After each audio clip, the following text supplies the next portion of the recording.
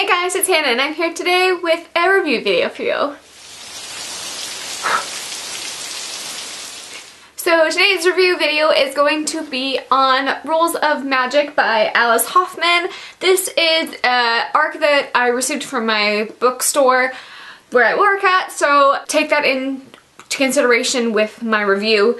But I did want to put this one up here for you guys so you guys have an idea of kind of what it's about and if it's worth reading. So let's get into the video. So Rules of Magic is the actual prequel to Practical Magic. Practical Magic was a book that got turned into a movie that you're more likely to have known. Practical Magic was turned into a movie and it starred Nicole Kidman and Sandra Bullock, and it's a fantastic movie. I highly recommend checking it out.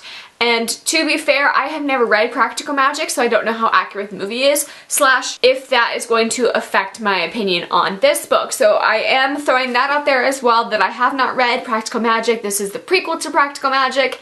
And in this little forward thing, it says that even if you haven't read Practical Magic, you can read this and still understand it, which I had no problem understanding. That might change my rating if I would have read Practical Magic as well. So overall, Practical Magic is about a woman who has cursed her lineage to never fall in love. So she had fallen in love and something terrible had become her, and so she put a curse on her bloodline saying that if anybody falls in love, something terrible will come to the coupling. So whether it be her or basically like it's alluding to that everybody's going to die in who falls in love with an Owens woman, or Owens family member, I should say. So as always, I dive into the world. Now this isn't a fantasy world, so this is everyday life, so there wasn't a lot of world building. However, the world was very vivid and came to life very easily. It spanned over quite a bit of time because it showed from the 1960s and it moved through a few decades, so I really liked that aspect of the book, is that you saw how society was changing and the difficult effects that were taken upon it. And there is this quote that is fantastic that I thought was like very prevalent to what's going on today, and I thought that it was so nice. Like you could see how it was relevant back then and it's still relevant now. So the quote is, "We must fight bigotry in all its forms, for it's prejudice that ruins a society." And I thought that was really neat how she tied that in with the storyline going on with people are prejudiced against witches.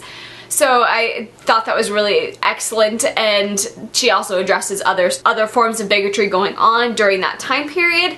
So I really loved that aspect of it, and overall the world was really vivid and it felt like I was walking down the streets with these characters, so I really liked that. The characters, however, lost some points for me. They didn't feel very well fleshed out. So we have our main characters and we see a few sides to them, but we don't really know what is going on behind them. We are very well introduced to them, but we don't really know like their motivations and what's going on. Like they start out kind of flat, and through the book they grow a little bit more because you're going through these stories with them, so they kind of grow as a character through it, but they start off flat, which I didn't really care for, and it made it like slow starting to read because it took me a while to care for the characters. I mean, I didn't start caring for the characters until it's a 366 page book, and I maybe didn't start caring for the characters until like page 200.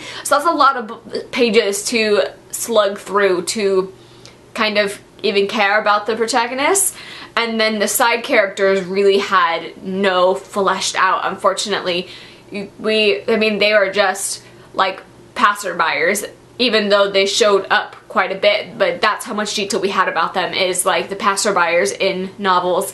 It was purely a one-dimensional character for the side characters. The plot line was interesting. This is another place that it lost points for me because in this there is not chapters. Let me show you an example. So everything is broken up by these little symbols, so it's kind of like you are going back and forth between, it feels like you're reading memories or you are in first person with them. So it feels like you're reading memories because there's no chapters, because it jumps around, so it tells like a story of it and then it jumps not too far ahead, so it still makes sense, but it just jumps forward, so you're not seeing like everyday life, but because it spans so much time, so you really couldn't lay it out like a normal book. So that's what it kind of grinded for me while reading this, is that I wasn't continually entranced with the book, which that's what I was looking forward to, was being like sucked in, but because it was being brought in chunks instead of a whole story, that it wasn't as enjoyable for me to read because of the chunks that was in. Another thing that really is like a note about this book, it's not really points against it, but it's just my personal opinion that I don't super love reading from, is that there was no comic relief in this book. And I get that the curse, and it's supposed to be like kind of like a moodier book, and it is a little bit darker and it's got darker points, but there needed to be a balance, and I didn't have that balance in this book. There wasn't lighthearted moments compared with the darkness of this, and there was a lot of darkness in this book,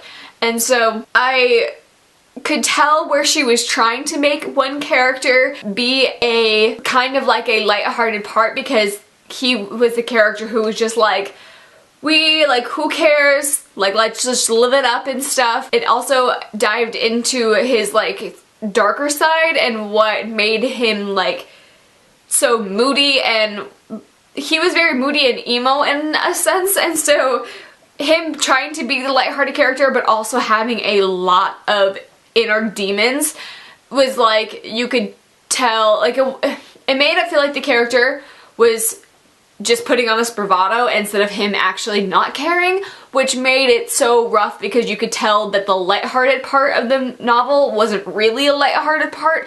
It was like warning signs, you know, like it was like a scary part to reading to that character, because you're when he wasn't caring about what was going on, it was like living it up, you were like, holy crap, you've just given up on life. Like it was very dark still. So that made it really hard to get through too, because there wasn't anything pushing the story along, because you were just constantly slugging through someone being depressed and these characters constantly dealing with all of this terribleness, and you just kind of were like, I can only take so much reading that much sadness.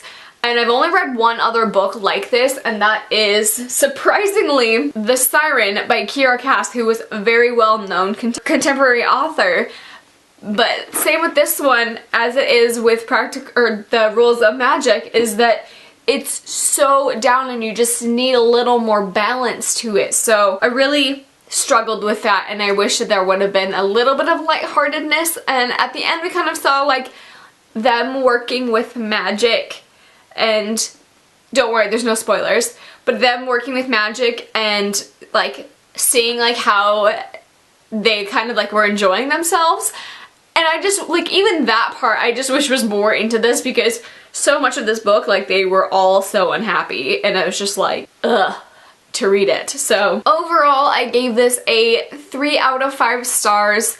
I think if she would have maybe done more than one book, you could have done it like more of a story mode, but that's just my personal opinion, that I wish it would have done chapters. I don't necessarily think that that was a flaw in this book, but it just didn't work well for me. But I wish she would have taken time to maybe flesh out the characters a little bit more and see, like, you were able to see the motivations behind and kind of focus on well-rounded characters. Even the well-rounded side characters, give them a little more dimension. So that is my main issue with it. That's why I did give it a 3 out of 5 stars. I could even be persuaded for like a 4 out of 5 stars, but it just took me forever to read this, and I was not loving it while I was reading it. And it, like I said, it took me to 200 pages to read, so that's why I did rate it so low compared to other people's ratings that I have seen. So I do recommend, if you're looking for something that is very witchy, it felt very real, like Salem Witch Trial real, not like Harry Potter witches. So this is definitely more like realistic versus magical realism and fantasy. So definitely check it out if I mean, you might love it if you've read Practical Magic. I would be very interested to know if you have read Practical Magic and what you thought of this book afterwards. But overall, it wasn't a bad book. I just didn't love it as much as I was hoping to. So that is my review, and let me know down below what you guys thought of it if you have read it, and I will talk to you guys in my next video. Thank you guys for watching. Bye!